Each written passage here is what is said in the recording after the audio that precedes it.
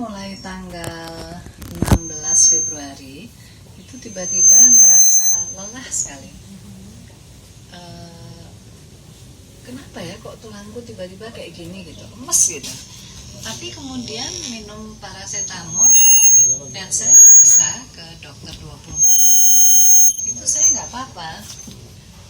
Nah kemudian Senin, Selasa, Rabu masih nggak apa-apa. Tiba-tiba Jumatnya tanggal 21 Februari sore-sore saya merasa gitu lagi, lemes banget ya, ini kenapa sih, kayaknya tulangnya mau pecah gitu. Nah terus Sabtu karena ada JR, saya pentas di taman ini, saya tetap pentas tapi lemes, tapi terus dikasih minyak apa gitu, gitu kan, dipijet-pijet, temenku keluar angin, oh masuk angin dah, JR. Minggunya saya pentas, karena mau pentas kan adrenalin pasti naik ya. Nah setelah pentas saya lemes lagi. Senin masih panas, itu tanggal 24, 25, 26 hari Rabu, sampai sekarang saya nggak pernah di atas 36 ya, nggak panas lagi derajatnya, sorry. Jadi Rabu itu sudah nggak panas, tapi saya kepengen periksa sama-sama dia Kamis pagi karena masih agak lemes, ada sisa-sisa. Kami periksa ke rumah sakit Mitra Keluarga dari pagi sampai sore, tapi saya bertahan, maksudnya masih bisa nunggu, kita bertiga kan. Ini proses darah, maksudnya kalau saya sakit banget kan saya udah nggak kuat, udah di UGD, tapi nggak waktu itu begitu, terus malah dia yang lemes banget. Terus dibilangin saya tifus, harus dirawat. Ya udah kami dirawat, kita minta pisah juga nggak bisa karena nggak ada proses apa jenisnya, proses untuk melihat corona itu nggak bisa, walaupun kita minta di rumah sakit itu nggak ada. Dan saudara kakakku yang di Austria yang desek terus, kamu harus tanya dari awal tuh terus gitu ya, karena di Austria sudah mulai ada gejala itu di Wina, sekarang mulai lockdown. Nah jadi saya masih mikir, masa sih gitu ya. Dan waktu tiba-tiba naik ambulans dimasuk RSPI, mulai deh gila ya, ini hidupku kayak apa nih, tiba-tiba di ambulans, nggak pernah kan seumur hidup. Terus tahu-tahu langsung sampai RSPI diisolasi kami masing-masing. Itu hari Minggu pagi. Nah itu gejalanya. Jadi kalau sekarang saya baca-baca dari Pak Indro itu, lihat ya Pak Indro Cahyono itu, mungkin saya memang sakit benar, terus daya tahan tubuhnya sudah naik. Jadi waktu diperiksa itu daya tahan tubuh masih naik, tapi sudah positif gitu. Itu dulu ya. Kalau aku gejalanya waktu tanggal 14 tuh kebetulan tanggal 13. Kamu dari New York dulu, itu menurut Ibu ada kaitannya? Iya. Ya udah, saya kan sebenarnya nggak tinggal di sini. Terus kerjaan saya bawa saya touring dan ikut konferensi internasional segala macam. Nah kebetulan awal Januari, saat bulan kapan sih mulai ribut corona? Desember. Nah Januari awal setelah tahun baru tuh saya 2 minggu ikut konferensi internasional di New York. Itu ada mancanegara, nggak usah disebutin, ratusan orang ikutan konferensi seni pertunjukan. Nah di 3 hari terakhir saya tiba-tiba demam sampai 39 derajat. Terus dibawa ke dokter umum, diberi obat. Saya bilang saya 2 hari lagi terbang ke Wina karena saya emang lagi hidup di Wina. Pokoknya saya harus sembuh dan saya harus ikut pesawat itu, gimana nih gitu. Terus dokternya bilang, ini udah hari ketiga kamu demam kan, nggak apa-apa, pasti lusa udah sembuh dan bisa ikut naik pesawat gitu, intinya begitu. Ya sudah tuh saya benar kata dokter, demam saya turun, saya di pesawat nggak apa-apa. Sampai di Wina tuh saya cek ke dokter langganan saya karena kan jaga-jaga ya gitu. Ya dia memang bilang ada radang tenggorokan. Saya dikasih antibiotik 10 hari terus sembuh total. Nah itu pas sebulan sebelum saya lalu terbang ke Indonesia kalau nggak salah. Jadi baru landing di Jakarta tanggal 13 Februari, terus tanggal 15-nya ketemu Sita, tanggal 16-nya saya tiba-tiba drop, lemas banget, sore-sore harus tidur, pokoknya nggak bisa barengan kita berdua, nggak bisa duduk aja tuh, malas banget. Ya udah terus kita tidur sore, rencananya malam mau pergi. Nah kita berdua bangun ya jam 6 masih lemas, terus mulai badannya nggak merasa meriang sih, cuman saya ngerasa mulai anget sedikit. Nah, karena dari kemarin saya pikir saya capek banget di negara-negara barat, flu mulu bolak-balik kan, jadi saya bilang ini saya lagi liburan di Indonesia nggak mau sakit, jadi saya mau ke dokter. Ya sudah, terus kita ke dokter hari Minggu tanggal 16 itu untuk cek biasa, masih dibilang ini masih ada radang tenggorokan sedikit, tapi demam saya tuh paling cuma 37,2 gitu, jadi nggak parah. Saya dikasih vitamin, kayaknya dikasih paracetamol juga untuk turunkan panas. Nah, dari tanggal 16 sampai tanggal 20 tuh masih naik turun, jadi maksimum panas badan saya 37,5. Jadi kan sebenarnya juga banyak kedokteran yang bilang itu sebenarnya belum demam, tapi kan saya rasanya badannya lemes terus 5 hari itu. Terus nanti kalau pagi turun lagi ke 36 normal lagi, malam naik lagi 37,4 gitu kisarannya ya. Terus akhirnya kita sama-sama ke Mitra tanggal 20 ya, hari Jumat tanggal 20. Terus lagi-lagi dokternya ngomong yang sama. Saya bilang saya demam begini-begini, lalu saya dites darah, terus di tes darahnya dia bilang oke, ini memang ada tanda-tanda virus tapi nggak parah. Dokternya kasih obat, saya bahkan nggak ingat nggak ada antibiotik, deh, cuma untuk menurunkan demam. Dokternya bilang kamu udah demam 4 hari, ini pasti 2 hari lagi sembuh. Ya udah, saya minum obat, 2 hari lagi sembuh. Tanggal 21 tuh saya udah aktivitas kayak biasa, 21 Februari. Sejak itu saya hanya ada sisa dahak di tenggorokan yang nggak bisa dikeluarin lewat hidung. Jadi hidung tuh biasa aja kering, tapi ada dahak sedikit yang saya bisa keluarin lewat lewat ludah gitu. Ya sudah, terus saya seminggu itu berfungsi kayak biasa, ketemu teman-teman, kerja. Lalu tanggal 2 itu dengar kabar Sita sama ibu corona, terus saya juga dites. Jadi kalau perkiraan saya sih juga gitu, mungkin badan saya memang sudah seminggu setengah itu udah memerangi virusnya, makanya ada demamnya sedikit. Tapi terus karena mungkin kebetulan alhamdulillah daya tahan tubuh saya lagi kuat, ya nggak ada kelanjutan gejala-gejala apa-apa. Nah, selama di ruang isolasi juga keadaan saya kayak orang sehat tapi di isolasi aja, keluhannya cuma ada dahak itu, udah gitu. Dan nggak diinfus sama sekali, Nggak ada infus, nggak merasa sakit, nggak panas, nggak apa gitu kan. Bu, selama di rumah sakit apa yang Ibu lakukan, Bu? Saya mau ada yang tambahan ya. Jadi kenapa kami menginfokan satu persatu gejala-gejala ini? Karena banyak sekali orang-orang yang menanyakan gejala-gejala awal, dan sebenarnya gejala tiap orang itu emang benar-benar berbeda tergantung imun sistem masing-masing. Kebetulan saya emang dari kecil, dari kita kakak beradik bertiga, saya yang paling sering sakit. Emang selalu dari kecil kurang tidur, begadang, emang bandel gitu ya. Jadi emang paling gampang sakit dan naik turun aja terus gitu. Dan juga mungkin tadi ngomong soal New York dan segala macam, untuk menginfokan bahwa kemungkinan virus COVID-19 masuk ke Indonesia itu sebenarnya banyak sekali. Kenapa? Nggak hanya dari kita gitu. Kenapa saya ngomong gini? Karena banyak banget, tau lah ya netizen 6+62 kayak gimana ya. Ini banyak banget yang DM dan komenin saya bilang bahwa Mbak adalah penyebab virus COVID-19 masuk ke Indonesia, nanti Mbak kena azabnya apa ini itu gitu kan. Jadi sebenarnya dari kita berdua tuh yang paling banyak dibully netizen tuh aku gitu, kebetulan karena di profile aku juga banyak yang nari-nari dan segala macem kan. Jadi sebenarnya maksudnya kalau baca berita yang benar itu kan ada klaster yang pulang dari umroh, ada klaster yang pulang dari Itali, ada yang pulang dari Singapura, ada yang dari Bali, banyak banget gitu. Jadi ya itu sih untuk informasi ke rakyat, ke publik, bahwa saya pasien 01 bukan penyebab virus COVID-19 masuk ke Indonesia itu. Nah terus balik lagi ke waktu diisolasi. Sebenarnya sebelum diisolasi pun, waktu di Mitra Keluarga Depok, begitu diinfus saya udah nggak demam sama sekali dari tanggal 27. Dan kita tuh deg-degan banget ya Bu pas mau dibawa ke isolasi, karena kan belum pernah diisolasi ya, untungnya ini hanya sekali, semoga nggak lagi. Kalau lihat di film-film kan diisolasi itu serem banget ya, dan orang-orang yang kayak udah nggak bisa hidup gitu, udah nggak bisa lanjut hidup, udah terkapar gitu.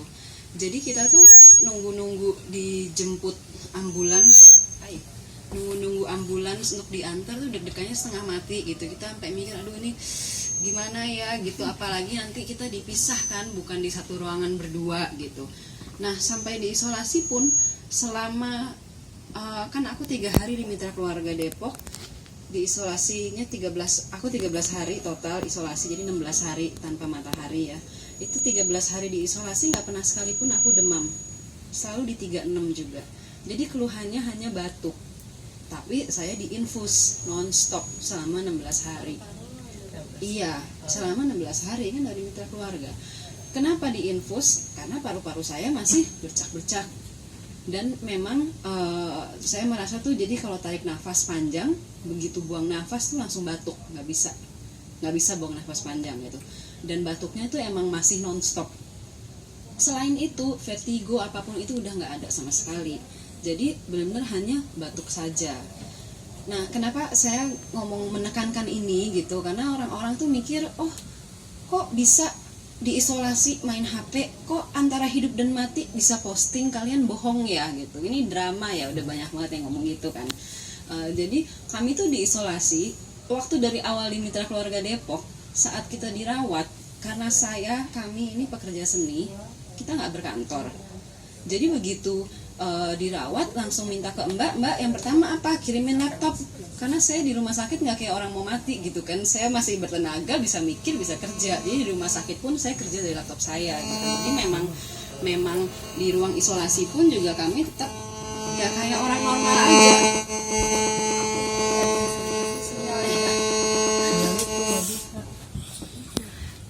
Ya jadi di rumah sakit di isolasi tuh ya kami kayak orang normal saja gitu.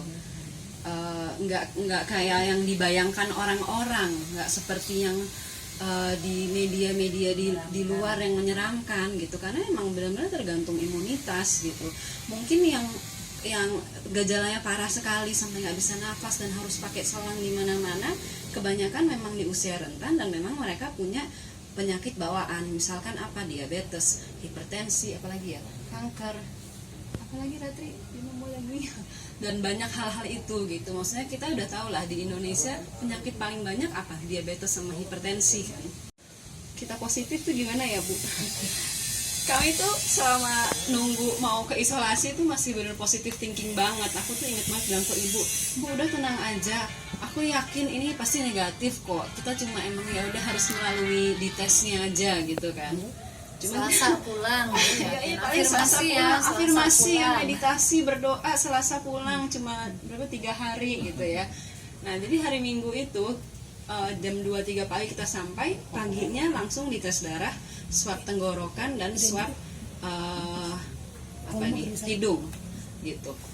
Jadi saat itu kita ya udah ya mikirnya memang nggak apa-apa, kita masih teleponan ya Bu, ya bilang nggak apa-apa, kita pasti negatif gitu. Dan satu lagi info adalah di tempat isolasi itu juga, untungnya di rumah sakit kita, saya nggak tahu di rumah sakit yang lain, kita nggak dilarang main HP. Dan itu tuh satu-satunya ya salah satu yang bikin imun sistem kita naik ya Bu ya, karena kita senang bisa ngobrol sama keluarga. Aku tiap hari video call sama ibu ya, pas ini ya, sama Mbak Ratri juga gitu. Ibu mau ngomong pas positif ya. gimana? Ada pertanyaan juga lewat. Iya, pengalaman di sana ya, di rumah sakit. Seperti apa selama berapa 16 hari itu? Tadi sih kayaknya sudah digambarkan kalau pengalaman kemarin. Cuma hingga akhirnya sembuh itu seperti apa sih Bu prosesnya? Tapi aku mau cerita dulu, mau pamer. Siap. Boleh. Boleh. Pamer. Itu maksud saya Bu. Jadi saya bersyukur temanku yang psikolog itu tiba-tiba mengirimkan ini buku gambar sama cat poster. Saya nggak pernah ngelukis, nggak pernah, waktu kecil aja gitu. Terus tiba-tiba saya punya sarana untuk mengekspresikan kemarahan, kegundahan saya. Ini jadinya yang pertama, marah banget. Tapi teman-temanku psikolog bilang, aduh untung Maria warnanya nggak hitam.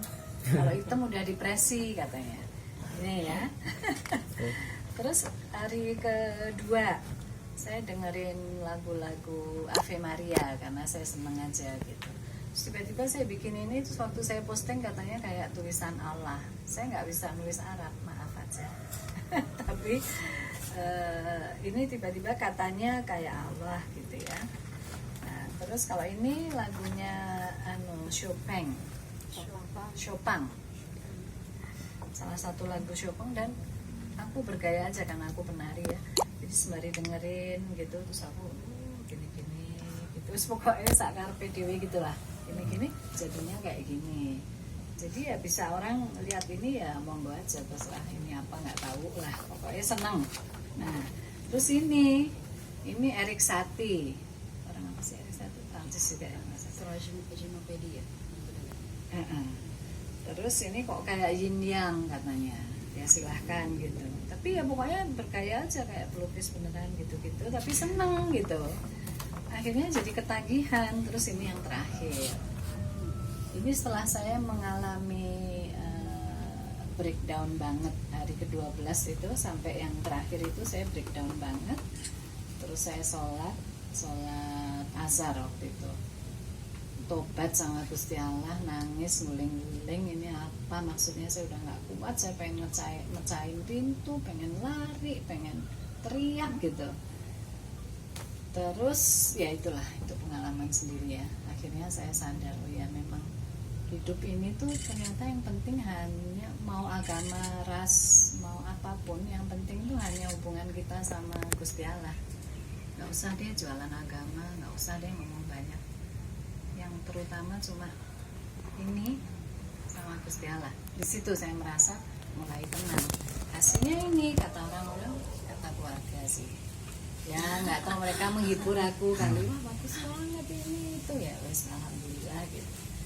Kemarin saya ngelukis lagi karena kangen, tapi udah heboh kan, wartawan ganggu, Pak RT, Pak Sidik, ya non-stop datangnya ya. non-stop, jelek banget jadinya kayak gini. Menurut aku loh, ini dia tuh apa harus kayaknya kangen, mulai depresi, diganggu wartawan.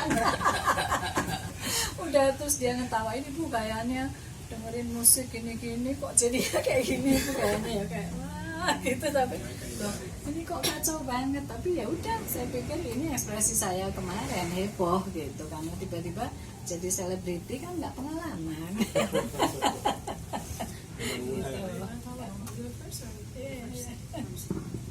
Apa sih pertanyaannya tadi?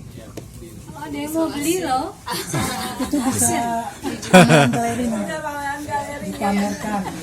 Jadi hari-hari pertama sih cuman seneng aja, soalnya pas masuk saya lihat kita tuh di satu lorong, dan kamar Sita sama ibu tuh kayak misalnya ini kamar saya, ini kamar ibu, ini ada kamar lain, terus ini kamar Sita. Jadi aku kalau misalnya berdiri di pintu itu bisa dadah-dadah ke kedua-duanya gitu. Kita saling lihat, bisa nelpon, bu telepon dong ke jendela pintu gitu, kita dadah-dadah senang. Terus apalagi ya saya nggak bisa diem sih, jadi kaca lemarinya itu ruangannya ada, kalau misalnya tempat tidur lurus gini itu ada jendela segini besar ke kamar berikutnya, dan jendela besar kamar berikutnya sebelah sana gitu. Ya saya jadi kenalan aja sama mereka, terus dada tuker-tuker WhatsApp gitu. Saya jalan-jalan di tempat tidur, iya ditegur sama intercom karena Ada CCTV ya di setiap kamar. iya ada CCTV, ada intercomnya. Jadi waktu itu saya lagi teleponan, lagi seneng gitu, Mbak Ratri hati-hati ya, jangan ke belakang nanti jatuh dari tempat tidur gitu. Terus bosen banget sih, tapi ya itu HP tuh jadi satu-satunya, bukan salah satu, tapi salah satu koneksi ke dunia luar. Dan ya teman saya lah yang di Australia tiba-tiba keluar rumah cuman supaya ngasih lihat saya matahari yang terbenam, karena saya lagi ngeluh, gila nih hari kelima nggak pernah ngeliat matahari, stres juga ya gitu kan. Terus tapi sesudah hari ke-7, ke-8, saya total 10 hari itu mulai kayak pasrah aja sih. Terus teman-teman tuh dari dulu suka encourage tuh apa ya, yang memberi semangat untuk saya nulis tentang pengalaman saya hidup di luar negeri dan di Indonesia bedanya apa gitu-gitu. Jadi saya mulai nulis, semoga sekarang bisa dilanjutin. Ya gitu sih, banyak teleponan sama teman, banyak dihibur teman. Oh iya, terus karena waktu itu saya sedih banget karena stigma ke Ibu sama Sita kan jelek banget di luar. Jadi dan mereka memprivatekan sosial medianya. Terus saya kan waktu itu kan masih under the radar kan.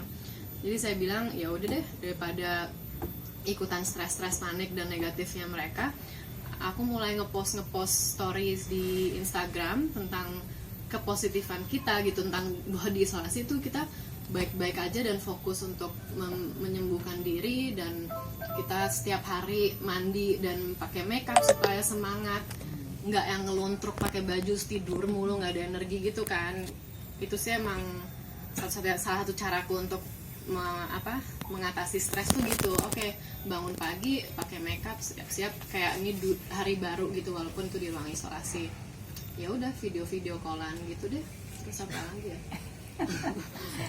Dari pengalaman ini mungkin apa yang bisa dibagikan, pengalaman atau suasana mental kepada orang publik yang lain ya, yang mungkin nanti akan bisa mempersiapkan diri bila mendapat kondisi-kondisi yang seperti yang sudah dijalani oleh.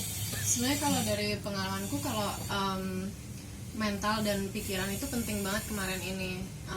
Kita saling support dan kita sekeluarga besar memutuskan oke, kita bertiga fokus sembuh, fokus menghilangkan virusnya. Tapi pikiran tuh kan bisa turn off and on ya, kita mau mikirnya apa. Waktu saya mulai stres, Ibu bilang, Ratri berhenti mikir gitu, kamu pikir yang positif, udah pasrah gitu. Ya udah, terus langsung di switch off, terus ganti pola pikirnya gitu. Dan ya udah, kita harus mutusin kita mau mikir positif dan atau negatif, mau ngerasain positif atau negatif, dan itu kita fokusnya di yang positif aja. Makanya kita sekarang sering ngomong hal-hal positif dan yang bikin kita bahagia, karena itu yang bikin imun sistem kita tetap bertahan. Itu dari aku. Oke, aku mundur sedikit ke pengalaman aku di isolasi ya, boleh ya. Jadi waktu awal itu pas tahu kita berdua positif, kita nangis-nangis ya Bu. Apa? Oh ya, aku nangis-nangis karena pertama taunya dari TV dulu, dan kedua dalam waktu beberapa menit semua data kan bocor di WhatsApp grup yang ada sayanya juga gitu. Dan habis itu nggak lama kemudian sosial media saya diserbu dan foto-foto saya tersebar. Nah kebetulan saya itu nggak seperti Ratri gitu. Saya sangat emosional dan saya nggak bisa tuh switch on and off mental gitu, belum bisa. Jadi pas kejadian itu saya tuh rasanya kayak hampir mental breakdown banget. Kenapa? Karena sebenarnya tuh orang-orang netizen yang ngecek semua Instagram saya tuh sebenarnya bisa lihat ya, banyak banget foto-foto saya pakai baju tradisional nari di Kepulauan Karibia di Perancis, ada foto saya sebagai asisten koreografer Asian Games, tapi yang diambil yang saya pakai baju Brazilian Samba. Jadi gimana ya, badan saya kayak dikirim ke seluruh Indonesia gitu rasanya kan, karena kita kan hidup di dunia patriarki dan machista, di mana di saat ada hal-hal kayak gini tuh rasanya tuh tubuh perempuan tuh milik bersama untuk dihujat gitu. Dan yang bikin saya lebih sakit hati lagi bukan hanya menghujat saya dan memfitnah dan menguliti pekerjaan saya, tapi juga ke ibu saya juga gitu. Jadi saat itu saya udah merasa saya nularin ibu saya. Ya waktu itu aku nangis-nangis terus sampai ibu marah, karena aku bilang, aduh ibu maaf ya, aku nularin ke ibu gitu. Terus habis itu semua di WhatsApp grup, di Twitter, semuanya sangat buruk gitu mengenai saya kan.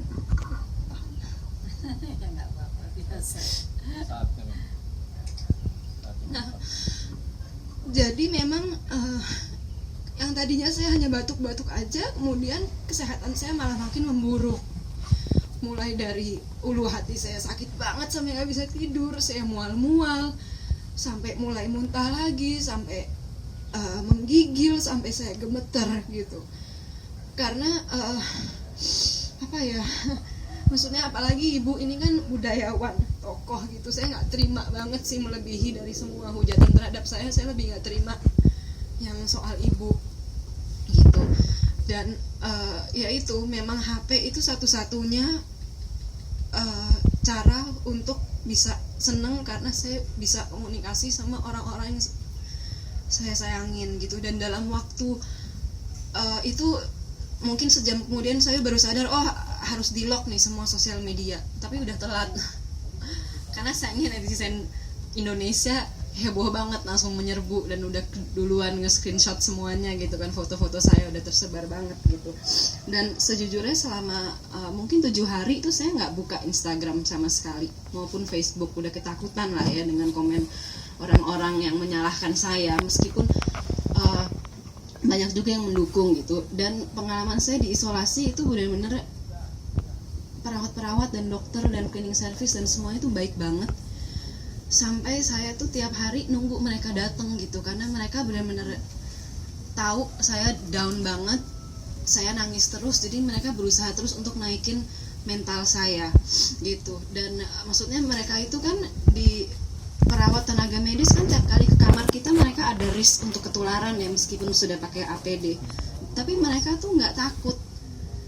Dan mereka selalu ngajak ngobrol aku tuh bisa 15-20 menit, sampai apalagi kalau mereka masuk aku lagi nangis-nangis tuh mereka pasti nenangin aku dulu gitu sampai aku tenang baru pergi. Nah kemudian, dan itu selama 7 hari pertama, dan dari 17 Februari saya sakit kan saya juga nggak dandan, udah di rumah udah jelek banget lah ya. Jadi pas lihat Mbak Ratri terus habis mandi dandan kirim foto ke grup keluarga, jadi akhirnya aku ikut juga gitu. Dan akhirnya aku, oh iya ya, emang kita tuh perempuan seneng ya bisa dandan-dandan gitu. Jadi akhirnya aku keramas, mandi, karena emang awalnya aku nggak boleh mandi beberapa hari karena bronkonemonianya kan. Tapi akhirnya ya udah ini mandi dingin-dingin bodo amat, dandan, terus aku mulailah posting-posting di Instagram. Karena meskipun banyak hujatan, banyak juga yang mendukung. Akhirnya aku open public itu, nggak di private lagi. Karena apa? Karena untungnya ada Ratri yang sangat bagus public speaking dan ngomong gitu, kalau aku kurang ya. Jadi akhirnya kita janjian, oke ya udah ini mumpung followers jadi banyak, kita sebarkan hal yang positif untuk meredam kepanikan orang-orang gitu. Nah apa yang aku lakukan setelah aku mulai semangat, aku olahraga di dalam. Meskipun pakai infus udah ganti di 4 titik ya, dan aku takut banget jarum, jadi tiap kali ganti infus nangisnya bisa 20 menit baru bisa ditusuk gitu kan. Itu perawatnya luar biasa sabar ngerawat saya. Tapi itu saya tetap olahraga karena memang di luar biasanya saya sangat aktif gitu kan. Jadi saya squat, saya plank segala macam, terus saya naik ke atas kasur. Pas infusnya bukan lagi di sini, pas lagi di sini saya coba headstand ya kan, karena emang rasanya ya cuma batuk doang gitu kan. Dan sama di intercom juga, mbak hati-hati infusnya ya, jangan jungkir balik gitu. Terus sampai stretching, split, nari-nari, itu semua aku lakuin. Dan kebetulan dulu waktu SD dan SMP di Kanada saya juga nyanyi di choir. Akhirnya saya nyanyi aja gitu, aku kirim rekaman nyanyi aku ke ibu gitu ya, ke keluarga gitu. Akhirnya itulah yang bisa bikin senang gitu. Dan mungkin blessing in disguise yang awalnya kita bocor identitas bikin drop banget, tapi karena itu juga teman-teman yang aku udah nggak berhubungan dari SMP tuh ngubungin, ngirim ini itulah gitu kan. Jadi akhirnya oh ya ampun, itu juga sangat membantu banget gitu. Dan apalagi aja ada nggak yang perlu dievaluasi dari pemerintah, atau saat ini penanganan dari pemerintah sudah dirasa cukup atau belum? Mungkin ada yang perlu dievaluasi terkait dengan kasus seperti ini. Sebelumnya ya, sebelum lupa karena waktunya juga udah mepet, saya khusus ingin menyampaikan kepada rumah sakit penyakit RSPI itu luar biasa penanganannya, syukur alhamdulillah ya.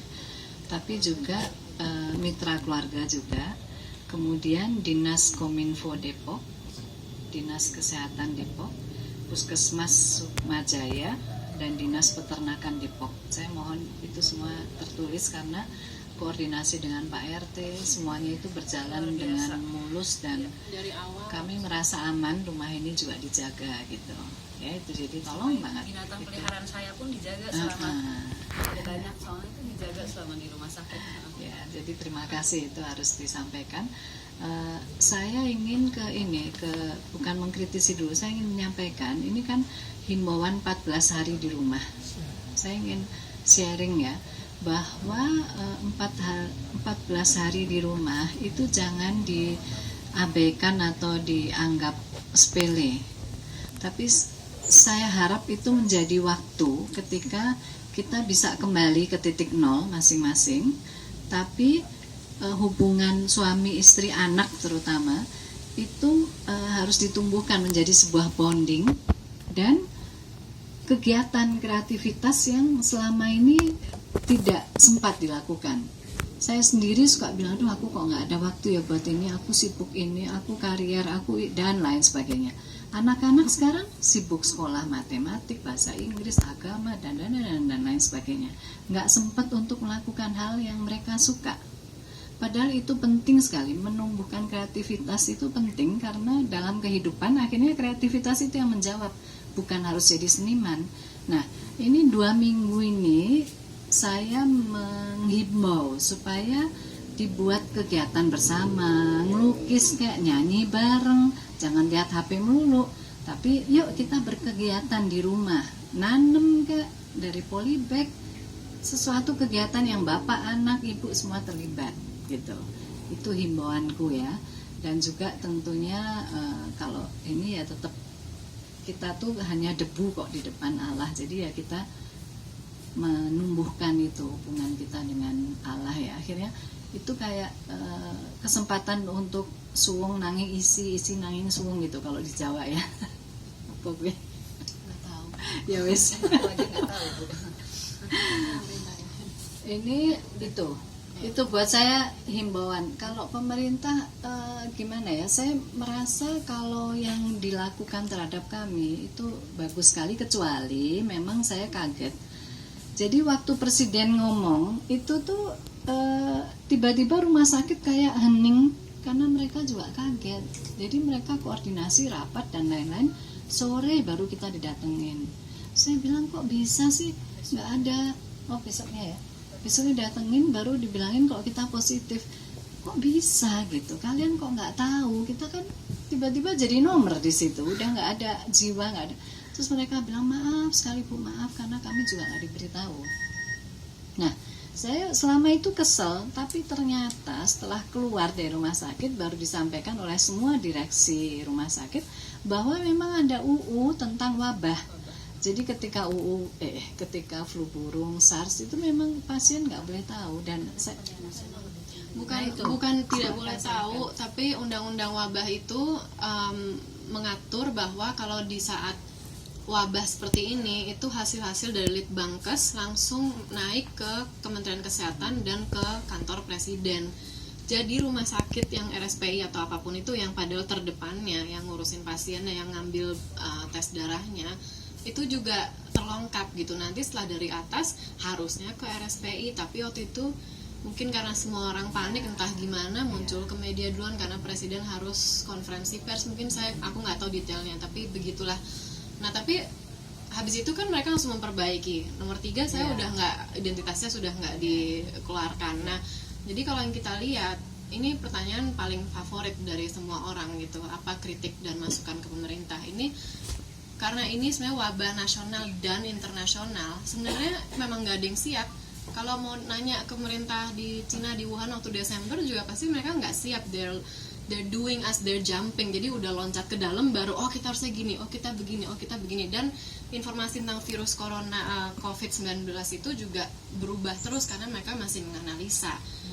Jadi kalau ada itu orang-orang yang ngomongin pemerintah gini, harusnya begini, harusnya begitu, ya coba aja mereka masukin posisi mereka jadi pemerintah itu gimana. Dan memang memang ekspektasi masyarakat pemerintah tuh besar ya, harus terdepan, harus tahu gitu. Tapi kayaknya ya mereka memang berusaha sih. Dan kalau kita sih mikirnya kalau pemerintah juga makin digerogoti, mereka mungkin jadi susah bekerja dengan baiknya gitu ya. Dan satu lagi kayaknya kalau itu tadi sih, karena kita juga udah diserang netizen katanya kita antek pemerintah lah, ini setting lah, kok bisa orang Kita sakit dibayar sehat ya. banget Dibayar pakai untuk kebaya kayak habis dari jalan-jalan di luar negeri gitu. Padahal kita seneng banget hari itu karena ibu keluar.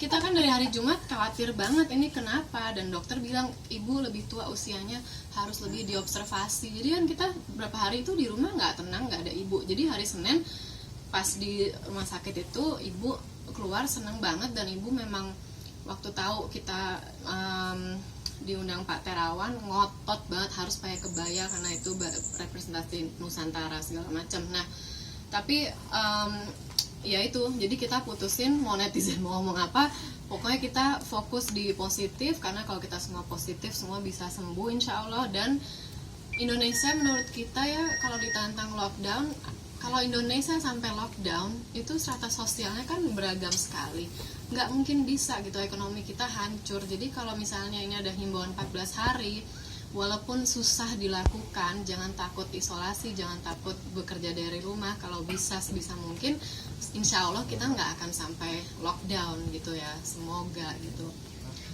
Gitu aja sih.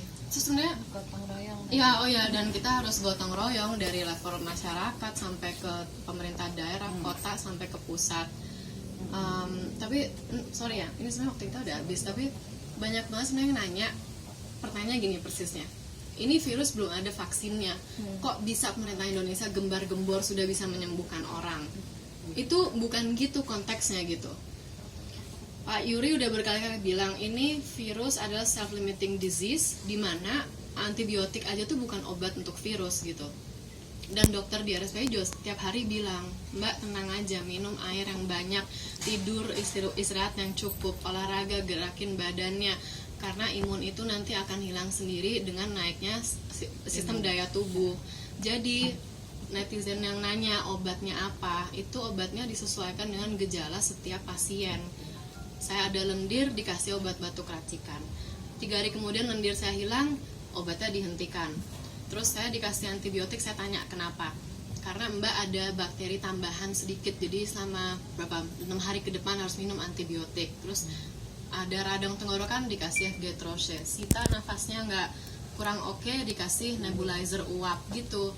Dan kita memang fokus ke penyembuhan diri sendiri, karena kalau kita nggak usaha, ya mau obat, mau vaksin, mau apa juga nggak akan nyembuhin. Ini semua ada di otak dan di jiwa kita gitu. Sudah ya? Coba.